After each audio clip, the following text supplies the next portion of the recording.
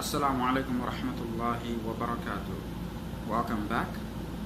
Today I listened to Surah Maryam in the prayers, and I thought I would discuss Maryam alayha salam, Mary, Mother Mary, Santa Maria, Saint Mary, as a character from the Islamic Quranic perspective. Because indeed Mary is revered highly in Christianity as well, and so we share Mary in common between the two religions, as we do most of the prophets of God, most of the prophets of Allah. We share in common. We all share Ibrahim, we share Noah, we share Musa, and then Jesus, Isa, and Christians, we share that, although the Jews do not share Isa in common, of course, with us, because they don't believe he's a prophet. So many of the prophets we do share in common: Sulaiman, Dawood, etc. And then we also share this character with Christianity in common, which is the mother of Jesus, Mary, Maryam alayha salam. So I want to talk about Mary in light of the Quran and feminism. So that's my topic today. As many of you might know already, I am very much against feminism, and I am especially appalled by feminists who try to read their feminist doctrine into the Quran, which, you know, is firstly a very difficult thing to do, and secondly, often these people employ very dishonest methods in trying to justify their stance, you know, on feminism. I'm not sure you guys can hear me well, because I have the AC blowing here in the background, and it's one of these window ACs that makes a lot of noise. So if you give me just 1 minute, I'll switch off for the time being.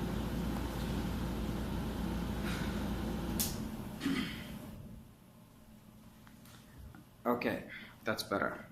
In a few minutes it'll get hot in here though.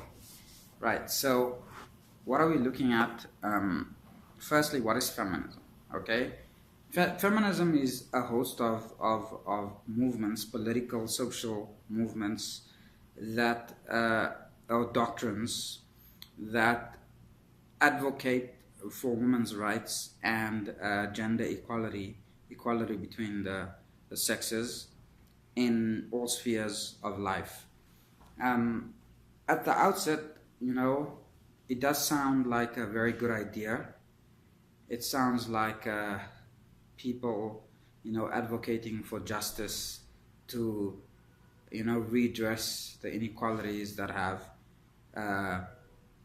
taken place or been reinforced by the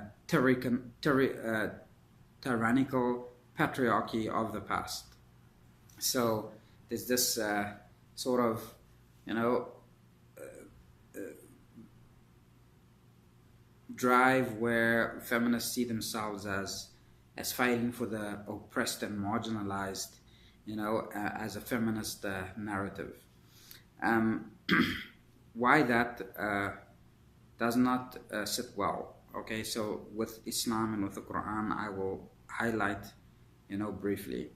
So firstly, feminists come from a premise whereby because human beings, men and women, are fundamentally, intrinsically equal, men are not superior to women and women are not superior to men, they should be allowed the same rights, exactly the same rights, and they should also be given the same opportunities, exactly the same opportunities, and both male and female should be able to exercise complete autonomy over him or herself. And so this is sort of the backdrop, okay? And again, on the outset, it sounds amazing, right? I mean, It sounds fair. It sounds perfectly reasonable. The problem is, as I will show you, is that the historical societies established by the prophets, none other than the prophets, and the types of things emphasized in the Quran and around this personality, Mary specifically, does not tie well into that narrative. Okay? Rather, it paints a picture, the picture you get from the Quran, broadly speaking, when focusing on this gender issue, is one in which there are rights and responsibilities, duties, functions, and roles that are divided. In other words, the Quranic picture that you get from the Quran is that men play specific roles and women play specific roles, and that these roles are different. Okay, the Quran in no way says that women are inferior, but it does place greater responsibility on men, and it makes men responsible for women. And because it makes men responsible for women, it privileges men in certain ways in relation to their duties that they have towards women and children. So the Quranic narrative comes more from that approach. And we will see it in the story of Mary and in the narration from the Islamic perspective. Okay, so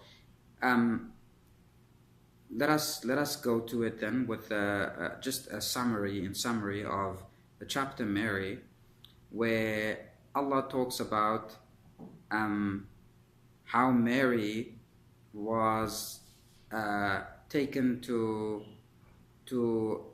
a place, or withdrew to a place where she lived the life of someone in deep contemplation of God.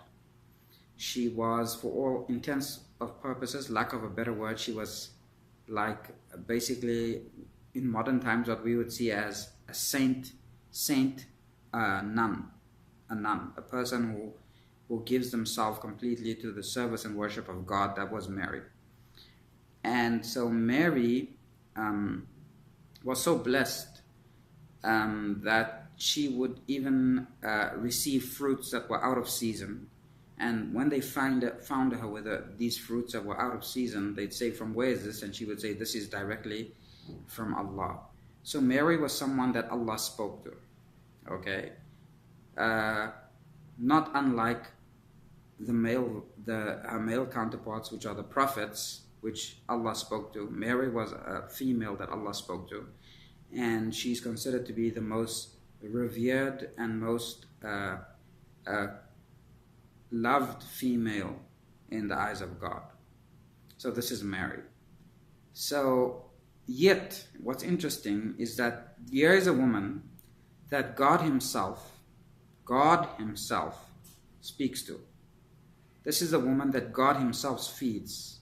Okay, this is a woman that God sends an angel to deliver the news of a son. Okay, this is that woman. This is a woman that is going to have, or has, the immaculate conception of Jesus Christ, Isa bin Maryam in the Quran, the Isa, the son of Maryam. And yet, this is the woman which Allah says He put under the care of Zakaria, وَكَفَّلَهَا Zakaria, and we placed her under the care of Zakaria.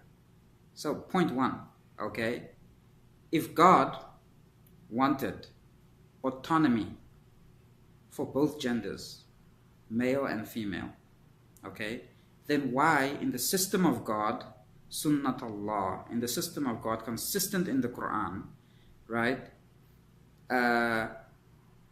do men have charge over women? Why is that consistent in the Quran? Why the most honored woman that God himself protected, looked after, cared for, fed, and granted the immaculate conception of Isa, alayhi salam, that person, why does God place her under the kafil of Zakaria?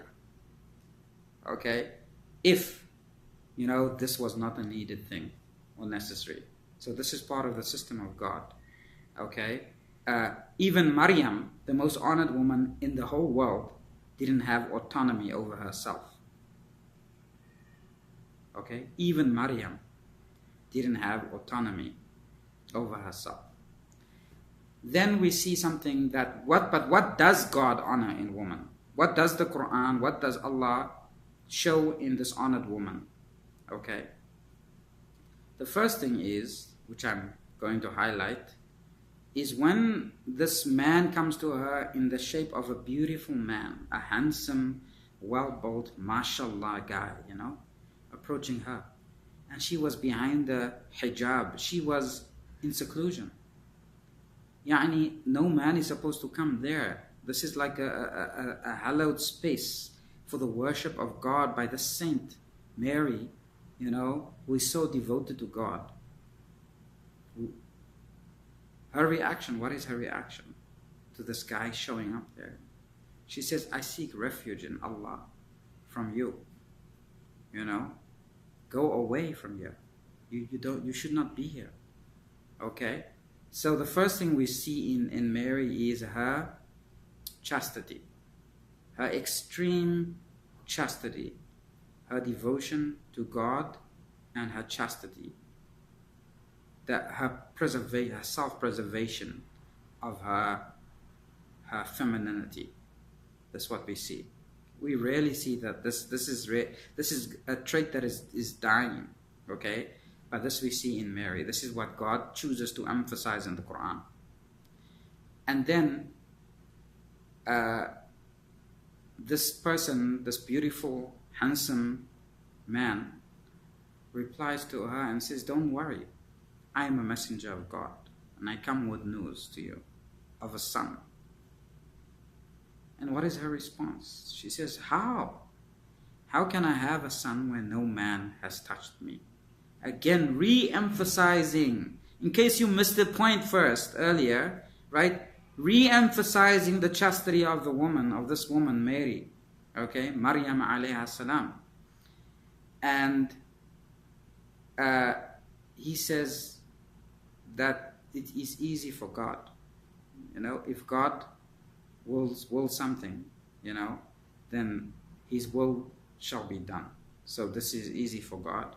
Though no man has touched you, in other words, it coincides with the Christian narrative of the immaculate birth.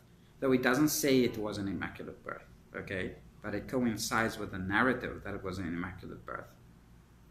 And then Mary leaves, of course. She leaves the temple chambers, and she goes to a place where she could be by herself to deliver this baby, and she is in pain. And this is the other thing that Allah shows about Mary, is that her humanity, right? The woman that I speak to, that God speaks to directly, right? She says, oh, how I wish I had died before this, or I was a thing forgotten. Mittu qablaha. Okay, I died before this, or I was a thing forgotten. Okay, this Mary, saint, okay, most precious, most beloved woman to have ever stepped foot on the earth, says that. What humanity. And this is what we sometimes forget as Muslims and as people of religion. We think that religion means you need to leave behind your humanity. And this is shown here that no, this is real stuff going on here. Okay. And then Allah speaks to her and says, I provide for you a stream.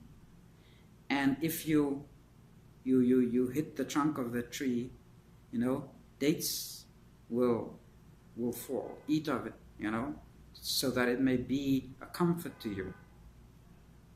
And that's why I told today, many people, they would advise women during pregnancy to eat dates. And then when finally she brings this baby back, You know, the people are outraged. You know, ايش هذا? How is this possible? Like, you, a nun, like, how do you give, like, what did you do? Okay, the obvious conclusion is that, I mean, nature is that, look, in order for you to fall pregnant, you need to have a man, but you are a nun, right? So, I mean, how should you have gotten to this point, right? It's an outrage, you know, and her own family addresses her and says, "Oh, sister of Harun, you know, how could you do this here? Your parents were not sinful people. Like, this is a disgrace to the family."